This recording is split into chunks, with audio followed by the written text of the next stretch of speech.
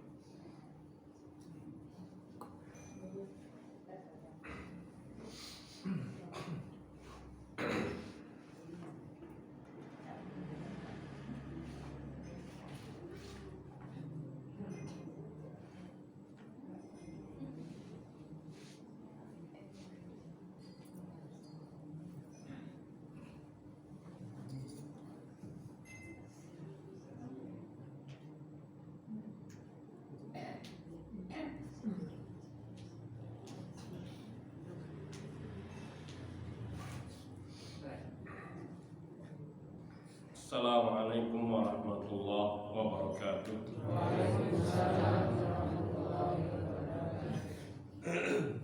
Alhamdulillah wahdah.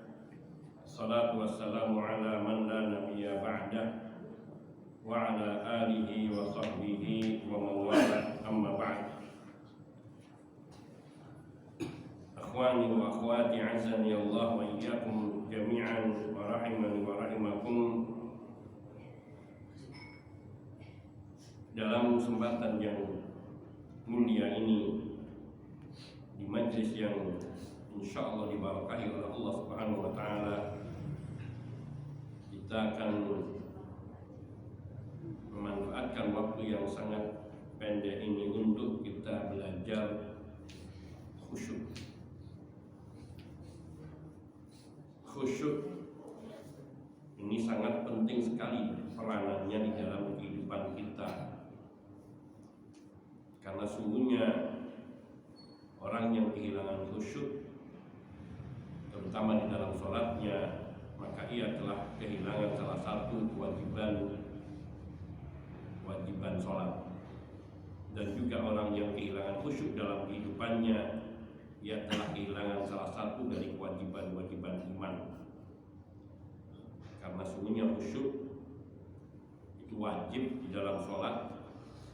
Ini yang terutama, sebagaimana Allah Tabaraka wa Ta'ala berfirman, wasta'in bis-sabri was-salah wa innaha lakabiratun illa 'alal khashi'in. Dan jadikanlah sabar dan sholat sebagai penolongmu, karena sungguhnya sholat itu amat berat, kecuali bagi orang-orang yang khusyuk. Di sini celaan bagi orang-orang yang tidak khusyuk, yaitu ia merasakan berat di dalam melaksanakan sholat, maka menunjukkan wajibnya khusyuk di dalam sholat. Sebab orang yang merasakan khusyuk di dalam sholatnya, ia akan merasakan ringan melaksanakan kewajiban sholat. Dan ayat-ayat yang serupa sangat banyak sekali. Kemudian bahwa ibadah yang dibarengi dengan khusyuk itu akan mengalahkan ibadah yang kehilangan khusyuknya. Karena sungguhnya kata Hassan bin Atiyah, inna rajulaini la yakunani fi salatin wahidatin wa inna bainahuma fil fadli lakama bainas samai wal ardi. Akhrajahu Nu'aim bin Hammad fi Zawaidiz Zuhri. Kata beliau, dua orang mereka sama-sama sholat yang sama, sholat maghrib misalnya berjamaah dan makmum kepada satu imam. Akan tetapi sungguh keutamaan antara dua orang ini dalam sholatnya seperti seperti antara langit dan bumi. Maknanya apa? Bahwa sungguhnya orang yang ia sholat dengan khusyuk, maka ia memiliki derajat yang sangat tinggi dan keutamaan yang sangat besar dibandingkan dengan orang yang sholat dan kehilangan khusyuknya. Ketiga, bahwa khusyuk ini hal pertama yang nanti akan akan hilang di tengah umat ini. Diriwayatkan dari Syaddad bin Aus radhiyallahu ta'ala anhu bahwa Rasulullah sallallahu alaihi wasallam beliau telah bersabda dalam hadis yang diriwayatkan oleh Imam At-Tabarani secara marfu dan disahihkan oleh Syalbani dalam Sahih Targhib. Bahwa Rasul sallallahu alaihi wasallam bersabda, "Inna awwala ma yurfa'u minan nasi al-khusyu'." Sungguhnya hal pertama yang diangkat atau yang hilang dari manusia itu adalah khusyuknya. Makna diangkat dan hilangnya khusyuk di sini di tengah umat ini, yakni sehingga sangat sulit, sangat jarang, langka orang yang bisa melaksanakan sholat dengan khusyuk. Sahabat Abu Darda radhiyallahu ta'ala anhu, sebagaimana diriwayatkan oleh Imam At-Tabarani juga dan dihasankan oleh Al-Haythami dalam Mujamma' dan disahihkan oleh Syalbani dalam Sahihul Jami', bahwa Nabi sallallahu alaihi wasallam beliau bersabda, "Awwal ma yurfa'u min hadhihi ummati al-khusyu' hatta la tara fiha khashi'an." Hal pertama yang akan diangkat dari umat ini adalah khusyuk. Sampai-sampai engkau tidak akan melihat seorang pun yang khusyuk di dalam salatnya. Maknanya begitu sedikit orang yang bisa khusyuk. Juga diriwayatkan dari Hudzaifah radhiyallahu ta'ala anhu bahwasanya beliau berkata, "Awwalu ma tafqiduna min dinikumul khusyu' wa akhiru ma tafqiduna min dinikum as-salat." Ini diriwayatkan oleh Ibnu Abi Syaibah, Al-Hakim, Abu Nu'aim dan disahihkan oleh Al-Hakim dan Al-Dhahabi. Hudzaifah radhiyallahu ta'ala anhu beliau mengatakan hal pertama yang akan hilang dari agama kalian, yaitu dari pengamalannya, adalah khusyuk dalam sholat. Dan hal terakhir yang akan hilang dari agama kalian adalah sholat kalian. Alhamdulillah kita sekarang masih banyak melihat orang sholat. Di mana-mana orang masih sholat, meskipun juga banyak orang yang meninggalkan sholat. Namun sangat sulit kita melihat orang khusyuk di dalam sholatnya. Dan itu bisa kita lihat ke dalam diri kita sendiri, betapa kita lebih sering tidak khusyuk daripada khusyuknya. Maknanya dalam satu kali sholat mungkin khusyuknya kita hanya di beberapa bagian dari sholat kita. Bahkan Nabi Shallallahu Alaihi Wasallam mengukur orang paling kuat orang khusyuk setengah dari sholatnya, dan orang umumnya yang masih bagus sholatnya masih memiliki kekhusyukan setingkat 10%-nya. Maknanya orang yang kehilangan dari 10%-nya khusyuknya, maka ia sangat jelek sholatnya. Wa'iyadzubillah. Yang keempat, hal yang terpenting berkenaan dengan khusyuk di sini. Anallaha istabqa'al mu'minin fi tahqiqi hadzal wasfi. Bahwa Allah Subhanahu wa taala berfirman, menyatakan bahwasanya orang-orang mukmin ini Allah Subhanahu wa taala menganggap orang-orang mukmin ini sangat lambat di dalam khusyuk, di dalam mewujudkan khusyuk di dalam hidupannya, di dalam sholatnya. Di dalam surat Al-Hadid ayat 16 Allah Tabaraka wa Ta'ala berfirman, alam yakni lilladzina amanu an takhsha'a qulubuhum li dzikrillahi wa ma nazala minal haqq. Tidakkah telah datang atau belumkah datang kepada orang-orang yang beriman, apakah belum datang saatnya bagi orang-orang yang beriman untuk khusyuk hati mereka dengan mengingati Allah Azza wa Jalla dan terhadap apa yang diturunkan oleh Allah dari kebenaran ayat ini, dari kebenaran Al-Quran.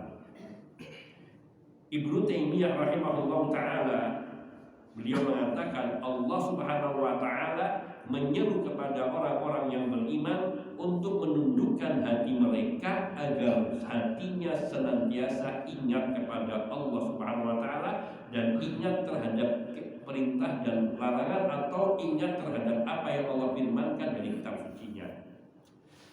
Sekaligus Allah subhanahu wa ta'ala melarang orang-orang yang beriman untuk tidak seperti orang-orang yang setelah berlalunya waktu yang panjang hati mereka membatu, yaitu mereka yang difirmankan oleh Allah subhanahu wa ta'ala, orang-orang mukmin yang difirmankan oleh Allah subhanahu wa ta'ala dalam surat Al-Anfal ayat 2. Mereka yang Allah sifati sebagai orang-orang mukmin, yaitu alladzina idza dzukirallah wajilat qulubuhum, yaitu orang-orang yang bila disebut nama Allah, termasuk nama-nama Allah yang lainnya, Asmaul Husna, wajilat qulubuhum, maka hati mereka akan bergetar karena takut kepada Allah Subhanahu wa taala dan karena keagungan Allah.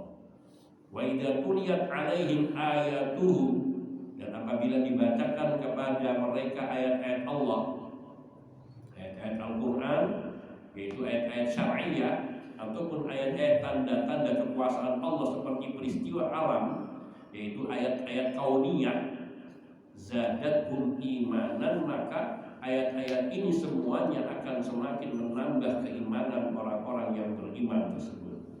Wa ala rabbihim yatawakkalun, dan mereka senantiasa hanya berserah diri kepada Allah Tuhan mereka. Demikian pula Allah tabaraka wa taala berfirman di ayat yang lainnya, Allah nazzala ahsanal hadithi kitaban mutasyabihan mataniya taksha'iru minhu juludul ladina yakhshawna rabbahum thumma talinu juluduhum wa qulubuhum ila dzikrillah. Allah nazzala ahsanal hadis, telah menurunkan perkataan yang paling indah, yaitu sebuah kitab mutasyabihan mataniya, sebuah kitab yang isinya mutasyabihan, banyak kesamaan satu dengan ayat-ayat lain, banyak yang terulang-ulang.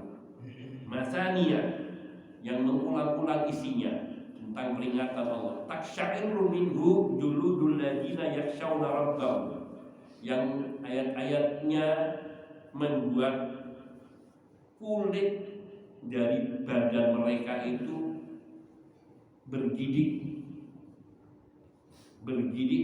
taksyair, karena alladzina yakhshawna, yaitu kulit orang-orang yang takut kepada Rabb mereka. Tsumma talinu juludu, kemudian kulitnya pun melembut. Wa qulubuhum, dan juga hati mereka pun melembut untuk senantiasa mengingati Allah Azza wa Jalla. Makna ayat ini bahwa orang-orang yang mereka takut kepada Allah Subhanahu wa taala, ketika dibacakan ayat-ayat suci Al-Qur'an yang kita banyak menemukan di dalam Al-Qur'an makna dari firman Allah yang hampir serupa satu ayat dengan ayat-ayat yang lain di beberapa surat. Pengulangan perintah untuk mengingati Allah Subhanahu wa taala begitu banyak. Namun ayat-ayat ini bila dibacakan kepada orang-orang yang takut kepada Allah Azza wa Jalla akan membuat hati mereka bergidik, kulit-kulit mereka bergidik. Kemudian dari sebab itu hatinya melembut dan akan teringat kepada Allah dengan menyebut asmanya dan memuji serta menyanjungnya. Lalu bila ditanyakan Ketundukan hati itu dengan apa? Yaitu dengan mengingati Allah Azza wa Jalla dan mengingati, merenungi semua kebenaran yang terkandung di dalam kitab suci Al-Quran. Yang kelima, hal yang penting di dalam khusyuk, artinya pentingnya khusyuk di dalam kehidupan manusia mukmin, bahwa sholat duhur disyariatkan untuk diakhirkan dari waktunya sampai pada batas waktu yang udaranya lebih mendingin daripada di tengah siang hari. Kita disyariatkan sholat duhur mungkin saat ini adalah mendekati jam 12.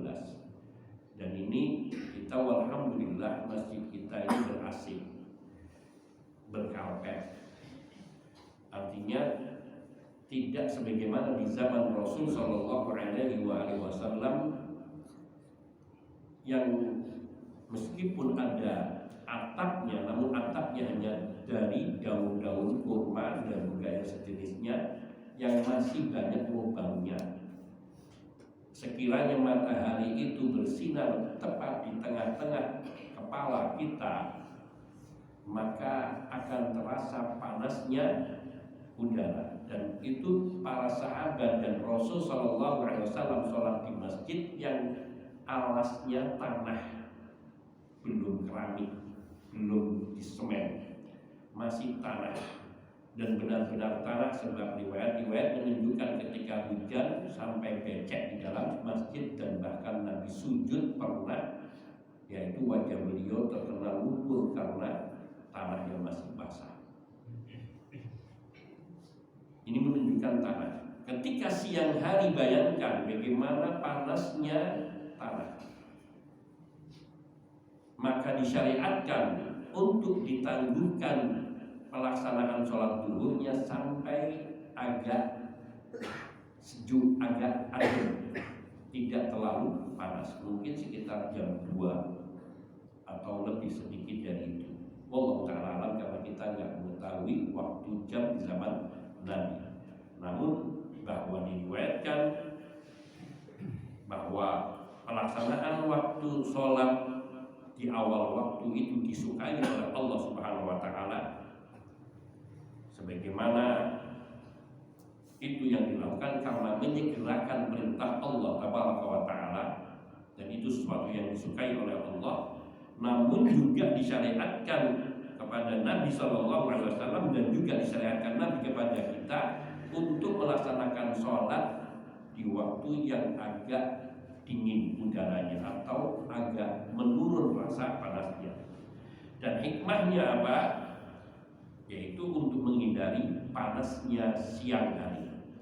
Diriwayatkan dari Nabi Shallallahu Alaihi Wasallam, diriwayatkan di dalam kitab Al-Wabilus Sayyid dengan sedikit perubahan. Dikatakan oleh Ibnu Qayyim rahimahullah ta'ala, di antara hikmah diakhirkannya pelaksanaan waktu sholat duhur, dan itu adalah saat panas-panasnya udara, anna sholata fi syiddatil harri tamna'u sahibaha minal khusyuk wa huduril qalbi wa ta'athuri biha. Karena sholat pas di tengah siang hari, di saat matahari bersinar kuat dan memancarkan panasnya begitu kuat, bila dilakukan dalam kondisi seperti ini, seperti di zaman Nabi ketika kondisi masjid tidak sebagaimana zaman sekarang, menghalangi seseorang untuk bisa khusyuk di dalam sholatnya. Siapa yang bisa bertahan 1 menit dalam atau setengah menit ketika sujud menempelkan dahi di tanah yang sangat panas? Maka ketika ditangguhkan sehingga sedikit bergulir matahari ke arah barat, sehingga udara tidak terlalu panas, akan lebih memudahkan bagi orang yang sholat bisa melamakan sholatnya, khususnya dalam sujudnya, juga berdirinya. Mungkin kalau berdiri di zaman Nabi, karena mereka sholat juga menggunakan sandal atau alas kaki, dan itu sunnah yang sudah hilang zaman ini sebagaimana sering kita dengar, karena nggak akan ada orang masuk masjid pakai sandal zaman ini. Kalau ada bisa dimarahin sekarang jalannya kotor, banyak najisnya, dan orang kadang kurang memperhatikan itu. Khusyuk sesungguhnya memiliki beberapa makna. Namun khusyuk yang diinginkan dalam bahasan kita dan khusyuk yang dimaksudkan di dalam dalam istilah-istilah dalam sholat, yaitu khusyuk yang bermakna tunduknya hati, tenang, dan ia menghinakan diri di hadapan Allah Azza wa Jalla, sehingga seseorang hamba ketika di dalam sholatnya mengkhusyukkan diri, yaitu menundukkan hatinya dan menundukkan jiwa raganya, sehingga seluruh anggota tubuhnya tenang, tentram, menghambakan diri kepada Allah Azza wa Jalla. Dan inilah yang Allah firmankan di dalam surat Al-Mu'minun ayat 2, alladzina hum fi salatihim khashi'un. Orang-orang yang Allah puji di sini yaitu orang-orang yang mereka, orang-orang mukmin yang Allah puji yaitu orang-orang yang mereka khusyuk di dalam salat mereka, hatinya tunduk, anggota tubuhnya tenang. Karena sungguh kita jarang juga mendapati orang sholat banyak geraknya, menggerakkan tangan, menggerakkan, ini kehilangan khusyuk. Dan hal itu diantaranya karena sungguhnya ketenangan hati dan ketenangan anggota badan merupakan satu kesatuan untuk mewujudkan kekhusyukan di dalam sholatnya, sehingga hatinya semata-mata tertuju kepada Allah Azza wa Jalla. Ia betul-betul menundukkan dirinya di hadapan Allah karena dia tahu bahwa Allah ada di hadapannya atau dia berada di hadapan Allah Azza wa Jalla, sehingga bila dia berpaling sedikit maka sungguh ia telah menyia-nyiakan sholatnya. Syekhul Islam Ibnu Taimiyah rahimahullah taala, beliau menyebutkan tentang khusyuk di sini, yaitu tenangnya anggota badan dan tunduknya hati yang penuh harap serta tidak mengangkat pandangan ke atas. Karena orang yang sholat mendongakkan kepalanya ini sombong, sampai diancam oleh Nabi, jangan Allah akan menyambar pandangannya. Menyambar pandangannya artinya bisa membuatnya buta. Akan tetapi di sini dikatakan oleh Syekhul Islam Ibnu Taimiyah, di antara hal yang serupa itu ketundukan, ketawaduan, khusyuknya pandangan dengan menundukkan pandangan ke tempat sujudnya serta bersikap tenang. Berbeda dengan orang yang, kalau bahasa kita mungkin matanya jelalatan. Kadang kita mungkin kurang menguasai diri ketika sholat sehingga pinginnya tengok gitu, apalagi dengan suara kelotak atau apa. Nah itu kadang-kadang mempengaruhi seseorang ketika kehilangan khusyuknya, dia akan secara otomatis atau tidak, atau ada dorongan kuat untuk menolehkan pandangan. Meskipun menolehkan hanya lirikan tidak mempengaruhi keabsahan sholat, namun ia tentu mengurangi kesempurnaan khusyuknya. Ini khusyuk dalam Quran dan juga di dalam Sunnah. Disebutkan dari Utsman bin Affan radhiyallahu ta'ala, beliau berkata, aku mendengar Rasulullah sallallahu alaihi wasallam, beliau bersabda, ma min imri'in muslimin tahduruhu salatun maktubatun fayuhsinu wudu'aha wa khusyu'aha wa ruku'aha illa kanat kaffaratan lima qablaha minad dzunub ma lam yu'ti kabiratan wa dzalika dahra kullahu. Tidak ada seorang muslim pun yang ketika datang waktu sholat wajib lalu ia membaguskan wudhunya, ia membaguskan khusyuknya, yaitu menyempurnakan wudhu dan kekhusyukannya di dalam sholat, menyempurnakan rukuknya, melainkan sholat itu akan menghapuskan dosa-dosanya yang sebelum sholat itu selama dia tidak melakukan dosa besar. Wadzalika dahra kullahu, dan itu berlaku sepanjang tahun. Maknanya bila setiap kali sholat kita membaguskan wudhu kita membaguskan kekhusyuan kita, membaguskan rukuk kita, sehingga seseorang yang tidak terburu-buru rukuk, tidak terburu-buru sujud, namun dia tenang. Seumpama dia membaca subhana rabbiyal azim, subhana rabbiyal azim, subhana rabbiyal azim, atau subhana rabbiyal azim wa bihamdi, subhana rabbiyal azim wa bihamdi, subhana rabbiyal azim wa bihamdi, sami Allahu liman hamidah, maka ini bukan waktu yang lama. Namun kita sering mendapati orang tidak cukup dengan waktu ini. Artinya dia lebih cepat bacaan rukuknya dari bacaan ini. Terlebih juga di dalam bacaan Fatihahnya, kadang seseorang di dalam sholatnya ketika menjadi imam di dalam sholat jahriyah, rakaat pertama dan kedua seperti maghrib, isya dan subuh bisa diikuti bacaan Fatihahnya. Namun hilangnya kenapa ketika dia di rakaat ketiga, keempat, pada sholat-sholat yang 3 rakaat atau 4 rakaat, atau di sholat-sholat yang sirriyah seperti zuhur dan asar, kenapa makmum kadang sampai keteteran untuk mengikuti bacaan Fatihahnya imam? Padahal sholat zuhur maupun asar, maghrib, isya, dia sholatnya kepada Allah. Sholat maghrib rakaat pertama, kedua, dan isya pertama, kedua juga sholat menghadap Allah, sama ketika dia melaksanakan di sholat rakaat ketiga maghrib ataupun 3/4 isya.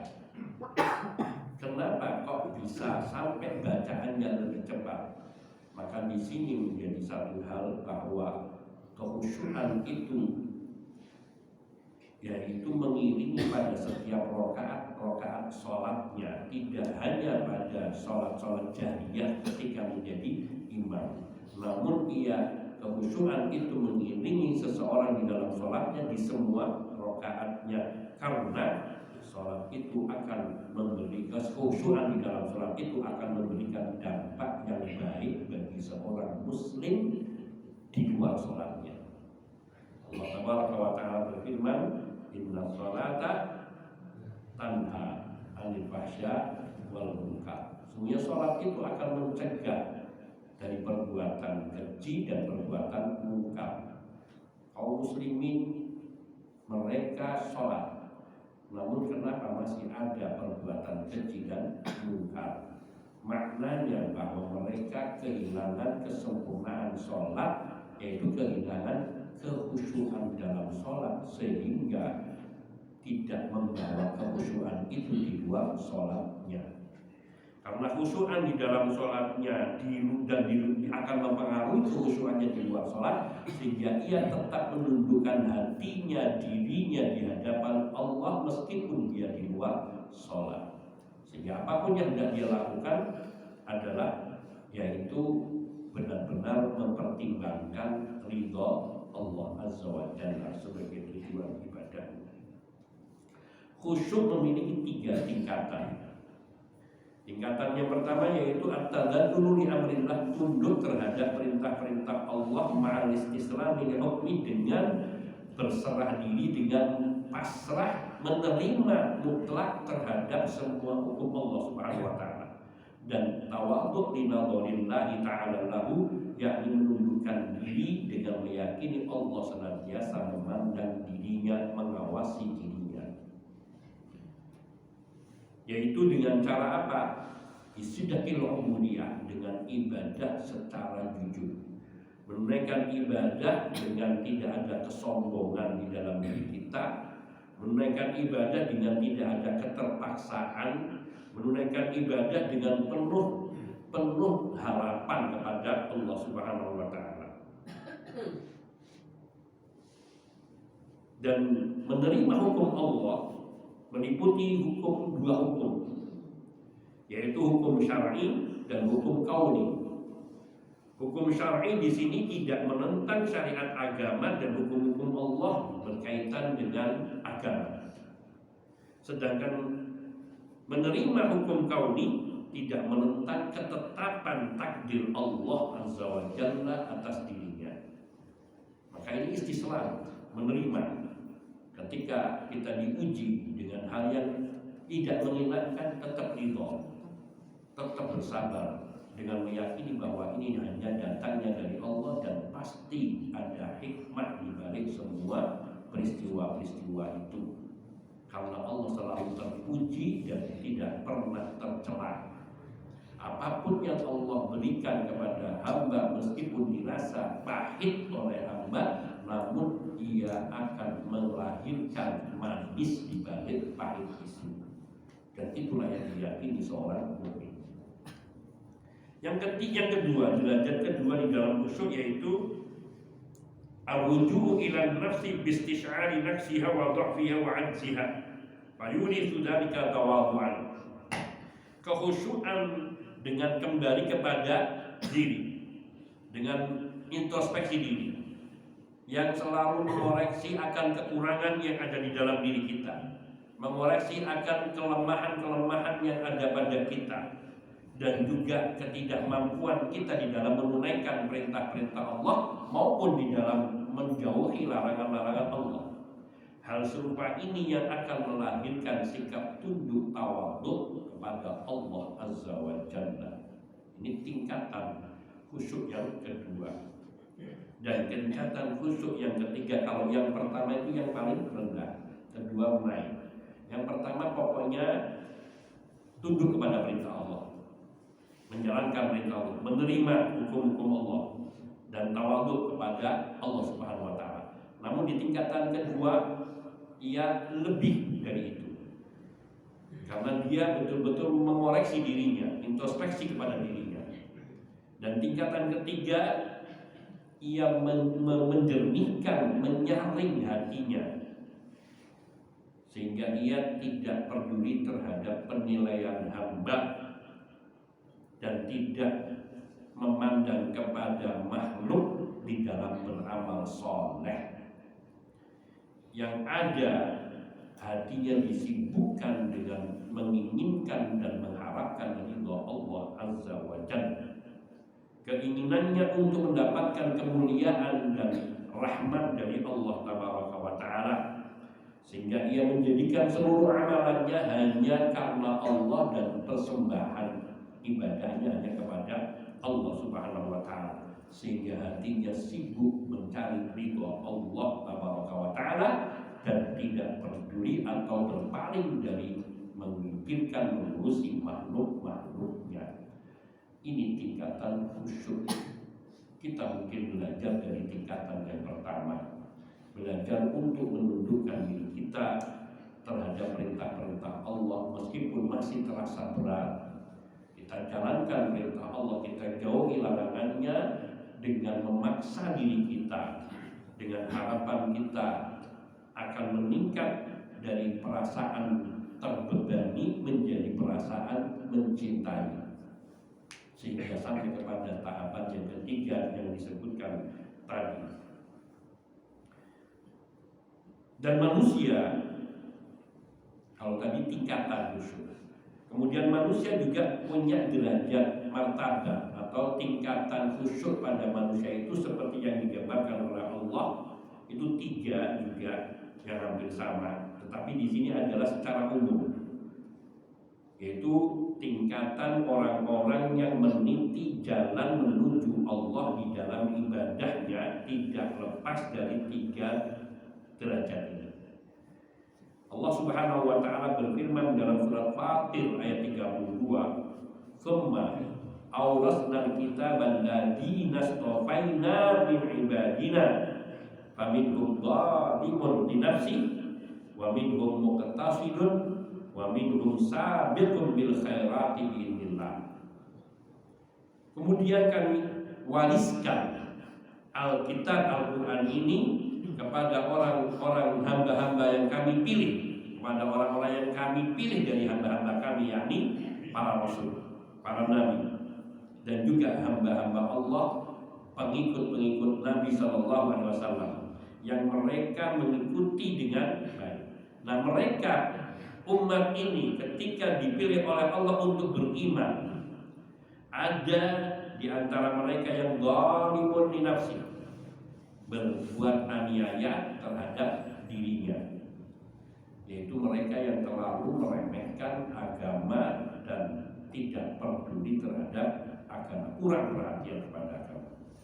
Wa minhum muqtasidun, dan orang-orang kedua yaitu muqtasidun, orang-orang yang hanya sebatas menjalankan perintah yang wajib dan menjauhi yang haram. Ini muqtasid, sederhana, pertengahan, apa adanya. Dan yang ketiga, wa minhum sabiqum bil khairati biidznillah, dan di antara mereka ada yang berlomba-lomba melakukan kebajikan dengan izin Allah, yaitu mereka yang melaksanakan hal-hal yang wajib, menjauhi perkara-perkara yang haram, termasuk menjauhi yang dimakruhkan dan menjalankan segala kebajikan-kebajikan di luar yang wajib. Ini sabiqun bil khairat. Intinya yang ketiga inilah yang ingin kita jelaskan, bahwa orang-orang yang mereka mengejar kebaikan-kebaikan setelah kewajiban, dan mereka ini mendapatkan janji dari Allah melalui hadis qudsinya, firman Allah dalam hadis qudsi, wala yazalu 'abdi yataqarrabu ilayya bin nawafil hatta uhibbahu, dan senantiasa hambaku selalu melakukan amalan-amalan mendekatkan dirinya kepadaku, yaitu dengan amalan-amalan nafilah sunnah, sampai aku akhirnya mencintainya. Yaitu orang yang ketiga inilah yang mendapatkan mahabbatullah lebih besar, cinta Allah yang lebih banyak. Maka khusyuk merupakan salah satu dari amalan hati yang ia akan tampak pada sikap dan juga pada wajah seseorang. Orang yang khusyuk itu dapat tampak dari wajah, raut wajahnya, dan juga dari sikap gerak-geriknya. Manusia di dalam khusyuk, dalam hidupannya ini, mereka memiliki satu dengan yang lain perbedaan tingkatan. Perbedaan tingkatan inilah yang mempengaruhi sikap dan perbuatannya di dalam kehidupan sehari-hari. Maka kelompok yang disebutkan yang ketiga, yaitu mereka adalah as-sabiqun, yang bersegera, yang berlomba-lomba. Mereka inilah yang mengalahkan dua tingkatan sebelumnya yang hanya melaksanakan yang wajib dan menjauhi yang terlarang saja. Apalagi yang kelompok pertama, yaitu yang suka meremehkan perkara yang wajib, ya kerjakan, tapi suka meremehkan. Dan dia juga meremehkan perkara-perkara yang diharamkan dan dilarang, meskipun dia tidak selalu berbuat dosa, namun dikhawatirkan dia dapat terjatuh kepada keburukan. Ini tingkatan khusyuk. Kemudian yang terakhir, mudah-mudahan ini cukup, ya, saya akan bahas secara ringkas, yaitu jalan untuk kita bisa khusyuk. Yang pertama, istihdar nadharillahi ta'ala ilaika, selalu menghadirkan dalam hati kita bahwa Allah selalu melihat kita. Muraqabatullah, selalu merasa dilihat oleh Allah Azza wa Jalla. Allah mengetahui gerak-gerik kita, Allah mengetahui diam kita, Allah mengetahui apa yang kita lakukan dalam sholat dan bacaan-bacaan kita. Maka ketika seseorang menyadari hal ini di dalam sholatnya, maka ia akan menundukkan dirinya dan akan menyempurnakan rukun-rukun dan syarat-syarat serta wajib-wajib sholatnya. Bahkan yang sunnah-sunnahnya pun akan dipenuhi. Semua apa yang disebutkan oleh Nabi, diajarkan oleh Nabi Sallallahu Alaihi Wasallam berkaitan dengan tata laksana sholat, sebagaimana yang beliau nyatakan ketika mengajari para sahabat untuk melaksanakan sholat, "Shallu kama ra'aitumuni usolli. Salatlah kalian sebagaimana kalian melihat aku sholat. Betapa Nabi SAW telah mengajarkan dari mulai takbiratul ihram sampai dengan salam gerak-gerik yang utama. Itu secara individu. Kemudian beliau mengajarkan dalam banyak sabdanya, selain dengan mempraktekkan dan mencontohkan kepada para sahabat, juga beliau meluruskan, membenarkan di dalam praktek-praktek sholat para sahabat. Sampai termasuk ketika pelaksanaan sholat berjamaah pun, beliau memberikan petunjuk dan bimbingan serta pengajaran yang itu semua dalam rangka mencapai kekhusyuan di dalam sholatnya. Sampai Nabi mengatakan wa inni arakum min wara'i dhahri, dan sungguh aku dapat melihat kalian dari balik punggungku. Sebuah peringatan dari Nabi SAW, meskipun beliau sholat menghadap ke kiblat, akan tetapi beliau akan mengetahui apa yang dilakukan sahabatnya di luar yang ditentukan di dalam sholat, sebagai pengajaran. Dan ini sebagai penumbuhan bahwa orang-orang yang sholat di belakang Nabi itu diketahui oleh Rasul SAW, yang maknanya beliau sebagai utusan Allah yang Allah akan memberitahukan kepada Nabi tentang apa yang dilakukan oleh umatnya makmum ketika bersolat bersama Nabi. Bahkan ketika mereka sholat tidak bersama Nabi pun Allah memberitahukan kepada Nabi, baik melalui sahabat-sahabat lain yang melaporkan kepada Nabi maupun melalui malaikat Jibril yang melaporkan kepada Nabi. Dan ini menumbuhkan rasa di dalam diri orang mukmin bahwa Allah selalu mengawasi dirinya. Di masa hidupnya Nabi SAW, Nabi akan langsung menegur. Namun setelah wafatnya Nabi SAW, maka wasiat-wasiat dan pengajaran beliau lah yang harusnya tertanam di dalam hati, yaitu diantaranya poin bahwa Allah selalu melihat kita. Sampai Nabi SAW mengajarkan apa kepada kita? Sholatlah kamu seolah-olah ini sholat perpisahanmu. Sholli sholatan waddi. Sholatlah kamu seperti sholatnya orang yang hendak berpisah. Ka'annaka tarahu, seolah-olah engkau melihat Allah. Dalam riwayat lain, sholatlah engkau seolah-olah engkau melihat Allah. Karena dalam keadaan kita mengingat ini sholat saya terakhir, menumbuhkan rasa, ya Allah, barangkali saya tidak akan lagi sholat sesudah ini, maka kita akan berusaha untuk menyempurnakan ibadah sholat kita, sehingga kita berusaha untuk mendapatkan kekhusyuan sebesar mungkin di dalam sholat kita. Ini yang sangat penting.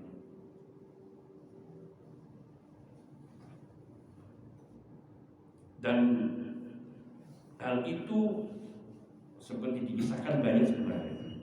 Nah, apa saya lanjutkan secara ringkas. Yang kedua, tarakkubu afatin nafsi wal amali bin naqdi wa ru'yatu fadli kulli di fadlin. Kita harus selalu memperhatikan untuk bisa khusyuk, diantaranya selalu memperhatikan bencana-bencana hati atau bencana-bencana yang menimpa hati kita, dan juga selalu melakukan autokritik. Apa autokritik? Introspeksi. Selalu menganalisa, meneliti kekurangan, kesalahan dalam diri kita, dan selalu kita bandingkan dengan amalan orang yang lebih utama. Ya Allah, itu kok orang sholat lebih baik dari saya. Ya Allah, kok sholat yang di sana kok saya bisa merasakan nikmat, saya lebih baik sholat di sana, supaya saya bisa mendapatkan seperti yang mereka lakukan. Terus melihat kepada, apalagi kalau kita melihat kepada kisah orang-orang soleh, tidak hanya di zaman dulu, di zaman sekarang itu banyak diceritakan oleh para ulama, termasuk diantaranya seseorang sholat selama 40 tahun sholat, tidak pernah melihat punggung makmum. Apa maknanya? Isra pertama terus. Allahu Akbar, 40 tahun. Kita 40 hari aja kadang-kadang lolos terus. Ya Allah. Artinya dengan kita banyak membaca kisah-kisah mereka, maka kita setidaknya ingin berusaha untuk memperbaiki kualitas kita. Ada lagi yang dikisahkan selama sekian puluh tahun, ada yang mengatakan 50 tahun, 30 tahun, tidak pernah terlewatkan azannya muadzin. Artinya apa? Ketika azan dikumandangkan, dia sudah ada di dalam masjid. Ini juga termasuk orang yang ditugasi azan. Ya Allah, hebatnya. Seseorang ketika dia menjadi muadzin di sebuah masjid, berapa tahun Pak dari azan menjadi muadzin di sini? Alhamdulillah baru 50 tahun. Subhanallah. Dia orang yang pertama kali membuka pintu atau pertama kali masuk ke dalam masjid, atau minimal dia sudah ada di dalam masjid sebelum waktu sholat. Sebelum waktu sholat datang, karena dia yang pertama kali mengumandangkannya. Ya, orang yang sholat 40 hari, bukan 40 sholat, 40 hari mendapati takbiratul ihramnya imam, artinya berjamaah di masjid, maka dia terbebas dari dua hal. Terbebas dari apa? Lahu bara'atani, bara'atu minan nar wa bara'atu minan nifaq. Dia bebas dari ancaman siksa neraka, dan yang kedua dia bebas dari sifat kemunafikan. Luar biasa. Siapa yang namanya ini, kita harus takut kalau kita ini, ya kita nggak berpikir orang itu munafik. Kita harus takut kalau di dalam diri kita ada sifat kemunafikan. Bagaimana kita bisa bersih? Lakukan sholat 40 hari, 40 hari. Subuh, duhur, maghrib, subuh, duhur, asar, maghrib, isya selalu mendapati rakaat pertamanya imam, bersama mendapati takbiratul ihramnya imam. Ya Allah, siapa yang sudah pernah muadzin sama imam? Imam pun kalau nggak gonta-ganti lah, kalau imamnya gonta-ganti rugi. Maka kalau mau jadi muadzin, jadi imam, minta terus menjadi imam. Dalam pengertian adalah bersemangat untuk selalu mendapatkan takbiratul ihramnya imam. Yang ketiga, saya cukupkan sampai ketiga saja, karena masih ada berapa, nanti kita lanjutkan. Insya Allah kita lanjutkan pada pertemuan berikutnya. Saya diingatkan sama masalah ma'rifatul Rabb, ma'rifatan sahihatan turithu ta'lim. Mengenali Allah Azza wa Jalla dengan benar. Dan ini nanti akan melahirkan perasaan untuk selalu mengagungkan Allah Azza wa Jalla. Kita ini kurang kenal Allah. Jujur dan jujur kita ini kurang kenal Allah. Kenapa? Kalau kita kenal Allah, maka akan tumbuh rasa takut kita kepada Allah. Ketika tumbuh rasa takut kita kepada Allah, maka kita akan selalu bersikap tunduk kepada Allah, khusyuk di dalam hidup kita, terutama di dalam sholat kita. Innama yakhshallaha min ibadihi al-ulama. Sungguhnya yang takut kepada Allah dari hamba-hambanya hanyalah para ulama. Siapa ulama? Mereka orang-orang yang mengenal Allah. Tidak dikatakan ulama kalau dia tidak mengenal Allah dengan baik, mengenal Allah dengan nama-nama yang indah dan sifat-sifat Allah yang mulia lagi tinggi serta sempurna. Karena ketika dia mengenali Allah dengan baik dan benar, maka dia akan selalu bersikap tadarruk dan khudu' kepada Allah.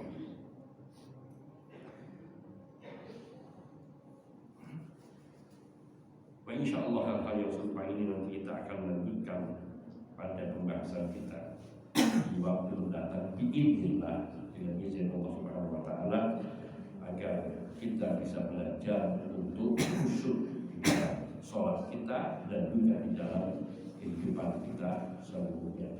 Hadza minni wal 'afwu minkum wa sallallahu wa sallam ala nabiyyina Muhammadin wa alihi wa sahbihi ajma'in walhamdulillahi rabbil alamin. Subhanakallahumma bihamdika asyhadu an la ilaha illa anta astaghfiruka wa atubu ilaik. Summa a'udzu bikum. Assalamualaikum warahmatullahi wabarakatuh.